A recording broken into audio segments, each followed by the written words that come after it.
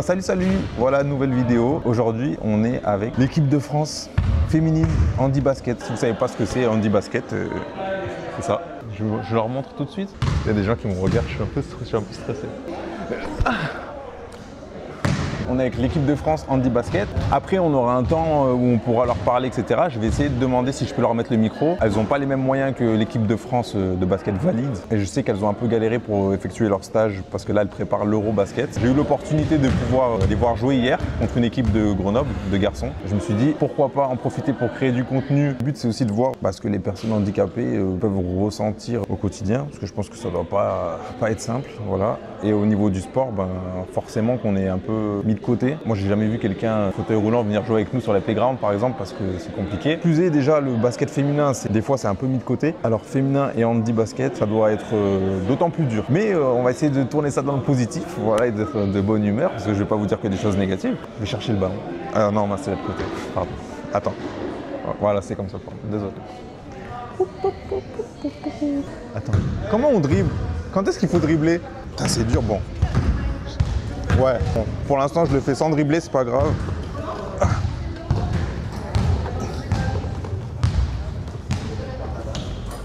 Wow.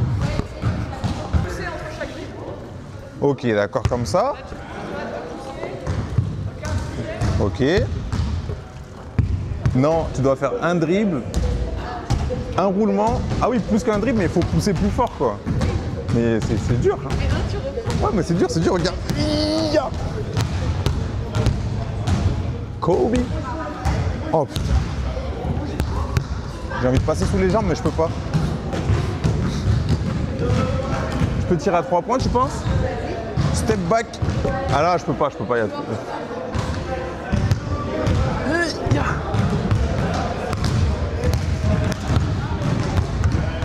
Est-ce qu'il y a des joueuses de l'équipe de France qui jouent aussi là avec nous? Ou est-ce qu'elles regardent toutes? Genre en bleu, elle fait partie de l'équipe de France. Tu te rappelles d'elle hier? Ça me dit un truc moi aussi. C'est quoi le cri de guerre? Ouais, jusqu'ici tout va bien. Allez, c'est parti. Ouais. J'ai pas le choix, Margot. Wow. Putain, Margot, c'est vraiment trop dur. Alors j'imagine même pas jouer contre le Renoir. Ouais, ça va. Vas-y, cours, hein. Enfin, roule. Toi, t'es prêt, ouais.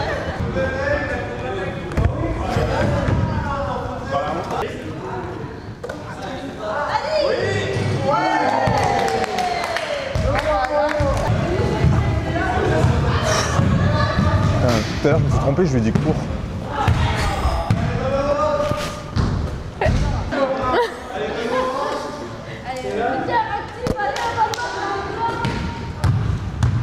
Regarde.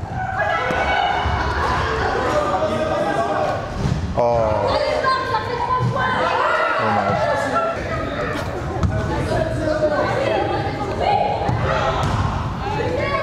Je suis là. Oh non, putain.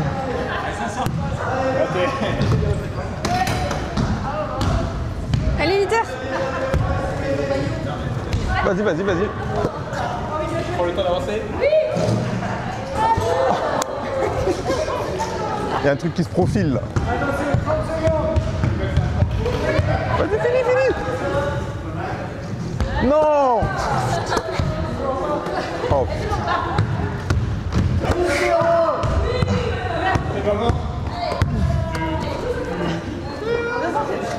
Ouais. Putain. Margot, c'est trop dur.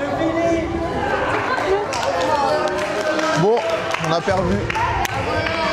Mais bon. En tout cas, vous êtes fort parce que c'est pas facile. Hein. Bon, lève-toi et marche comme Jésus, hein, je pense. Hein, je vais me lever là. Attends, faut que je me lève un peu là. Margot, c'est trop dur. J'ai vu, tu galères. Hein. Ah ouais, c'est trop dur. Ton cerveau, il pense des trucs, mais genre ton corps, il suit pas. Tu dois te retourner. Tu dois rouler, tu dois attraper, tu dois tirer. Et en même temps, il y a Jean-François qui te rentre dedans. C'est trop dur. Qui, Jean-François? Je sais pas, un de tous, je sais pas. Ah là, tu les mets là. Hein. Bah, normal, là c'est plus simple. On part du gymnase qui est ici, de la correspondance à Grenoble, pour aller à un autre endroit, donc le playground de la Bifurque, et on va pouvoir être avec elles et leur poser des questions, voilà, sur les difficultés, je pense, d'organiser certains événements. Parce que là, par exemple, elles sont en train de préparer l'Eurobasket et elles ont galéré à avoir 5 000 € pour leur stage de préparation. Je sais pas si vous vous rendez compte, c'est quoi 5 000 €? On va leur poser des questions, voir un peu les difficultés qu'elles peuvent rencontrer au quotidien dans leur sport. Parce que même si ça reste du basket, c'est du handi-basket. Et je crois que c'est pas les mêmes moyens qui sont déployés. Bah, on se retrouve dans 5 minutes.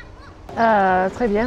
Donc là, cette semaine, en effet, on était en stage de préparation sur Grenoble pour l'Euro. On a été très bien reçus sur ce stage parce que voilà, on a eu des infrastructures accessibles, des hôtels accessibles, etc. Donc on a été reçus dans des très bonnes conditions. C'est pas toujours le cas. Tu parlais tout à l'heure justement des difficultés qu'on peut rencontrer dans notre équipe. Premier problème, c'est qu'en fait, quand on doit se regrouper, il faut trouver des infrastructures qui peuvent nous recevoir. Sur les compétitions, en fait, on est amené parfois à faire des compétitions dans des lieux qui ne sont pas forcément adaptés et c'est toujours souvent à nous de nous adapter aux lieux qui nous reçoivent. Après, en termes de moyens, donc là on a l'Euro qui sera au mois d'octobre.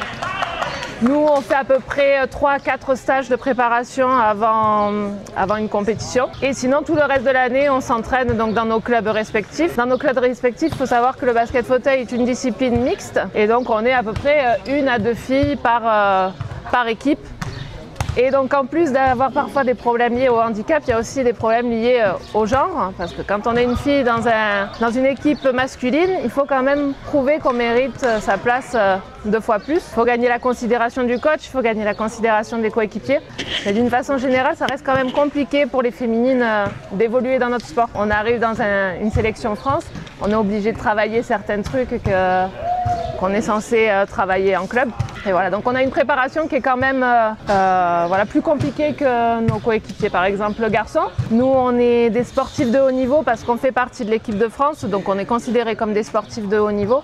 Par contre, on n'est pas des professionnels. Aucune d'entre nous vit du basket fauteuil, on ne gagne pas d'argent grâce au basket fauteuil. Si on est là, c'est tout parce qu'on aime ce sport et qu'on est passionné par ce qu'on fait. Mais si on compare par exemple avec l'équipe des garçons, je crois que je dirais pas de bêtises en disant que 100% de l'équipe masculine vit du basket fauteuil et payé dans leur club, alors que nous, on est là avec l'envie, la passion, mais pas grâce à l'argent en tout cas. Donc c'est vrai que c'est toutes ces petites choses mises bout à bout qui rendent notre préparation parfois compliquée. Après, on a de la chance d'être ultra soudés entre nous, d'être motivés aussi. On avait envie d'aller aux Jeux de Paris 2024. Malheureusement, on n'a pas réussi à passer l'étape du tournoi qualificatif paralympique. On est allé au Japon, on n'a pas réussi à se qualifier pour les Jeux. J'espère aussi avoir du soutien un peu plus important de notre fédération pour nous aider à mieux nous préparer.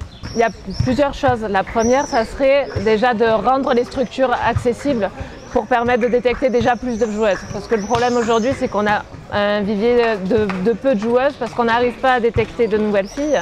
Parce que les structures ne sont pas accessibles. Moi, quand j'ai mon accident, je suis sur Marseille, j'ai de la chance, c'est une grande ville, j'ai un club en handisport près de chez moi, j'ai pu aller faire du sport. Par contre, si on n'est pas proche d'une grande ville, c'est compliqué pour beaucoup d'aller faire du sport. Et donc, de trouver des joueuses, etc.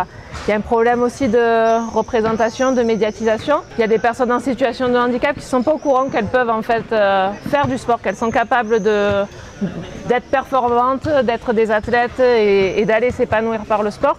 Donc je pense que s'il y avait un peu plus de communication, de médiatisation sur surtout les médias et une représentation du handisport, ça aiderait à amener du monde dans le basket fauteuil ou n'importe quel handisport. Après, au-delà donc de cette détection et du sport pour plus de personnes, pour les joueuses, par exemple, qui pratiquent aujourd'hui, qui serait l'idéal, ça serait que chaque joueuse puisse être dédiée à 100% à sa pratique sportive. Comme je vous le disais tout à l'heure, les filles, soit elles travaillent, c'est compliqué de pouvoir jongler à la fois entre sa vie sportive, sa vie professionnelle.